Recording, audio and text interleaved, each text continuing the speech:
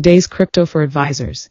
Alex Tapscott explains what the Bitcoin Strategic Reserve is and why it matters to investors. Then, Brian Crescent from DAIM answers questions investors have about setting up a personal strategic reserve and Ask an Expert. Sarah Morton, you're reading Crypto for Advisors, CoinDesk's weekly newsletter that unpacks digital assets for financial advisors. Subscribe here to get it every Thursday. Will Trump's Bitcoin reserve move the needle? On March 7th, President Trump signed an executive order creating both a strategic Bitcoin reserve and a U.S. digital asset stockpile, the latter comprised of tokens like ETH, SOL, XRP, and ADA. The Strategic Bitcoin Reserve (SBR) and the digital asset stockpile will be capitalized initially with crypto assets obtained by the Department of Treasury through criminal and civil asset forfeiture. Analysts estimate that they will capitalize the SBR with $6.9 billion in Bitcoin currently in the government wallet. The news disappointed some Bitcoin bulls, who were annoyed by the inclusion of other crypto assets and by the relatively modest initial goals of the reserve. Altcoin fans were initially euphoric following Trump's tweet announcing the plan, but soon became disillusioned as it became evident that the plan for the U.S. digital asset stockpile was severely limited in scope. The government sits on only $400 million of non-BTC coins and has no intention of adding more. So what should we make of all this? The idea of a strategic reserve for critical assets or commodities is not new. The U.S. government maintains strategic stockpiles of gold and petroleum, and governments and central banks hold large balances of foreign currencies. For example, using that framework, one could argue that a strategic Bitcoin reserve makes sense if you believe Bitcoin will continue to mature into an important commodity and monetary asset. By vying never to sell any of its BTC, the government effectively removed many billions of dollars in potential selling pressure from the market forever.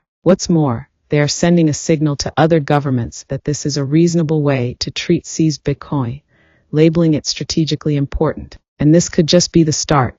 Treasury Secretary Scott Bessent and Commerce Secretary Howard Lutnick, both well-known Bitcoin bulls, are now authorized to develop budget-neutral strategies for acquiring additional BTC, provided that those strategies impose no incremental costs on American taxpayers. Among other things, they could sell unused government assets, such as defunct and empty buildings, revalue the government's gold and sell a portion off to buy Bitcoin. Use surplus in the Treasury's Exchange Stabilization Fund (ESF), a funding facility controlled by the Treasury. Sell altcoins from the U.S. digital asset stockpile worth approximately $408 million.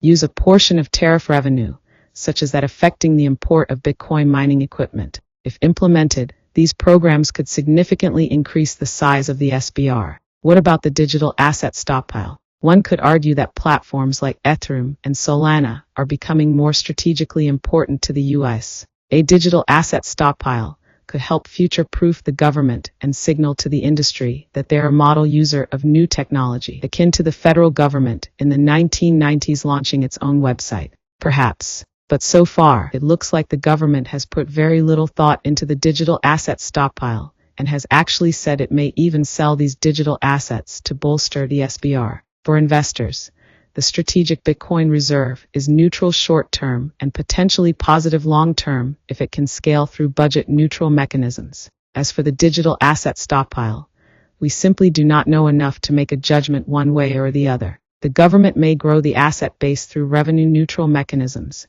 like with the SBR. Crypto and AI czar David Sachs has said they are looking at many of the largest tokens by market capitalization, suggesting purchases may come at some point. Or maybe they dump their altcoins to boost their BTC balance. In my view, the government should tone down these flashy stunts and instead focus on collaborating with industry, civil society, regulators and lawmakers to craft the laws and regulations that can put the industry on a firm footing, encourage investment from institutions and enterprises, and catalyze more capital formation and entrepreneurship. Alex Tapscott, Managing Director, Ninpoint Digital Asset Group. Ask an Expert. Like the government, can I set up my own Bitcoin Strategic Reserve? We believe the establishment of a Bitcoin Strategic Reserve (SBR) is the perfect time for investors to consider creating their own personal Bitcoin reserve. If the U.S. government sees the value in holding Bitcoin as a strategic asset, there is no reason individual investors shouldn't consider doing the same. Bitcoin is one of the scarcest assets in existence, and any significant uptick in demand could drive its price substantially higher. While its volatility is well known, the asset's risk-reward profile makes it a prudent addition to a diversified portfolio in reasonable amounts. Q. What factors should I consider? The tendency of individuals to buy and hold Bitcoin benefits all investors.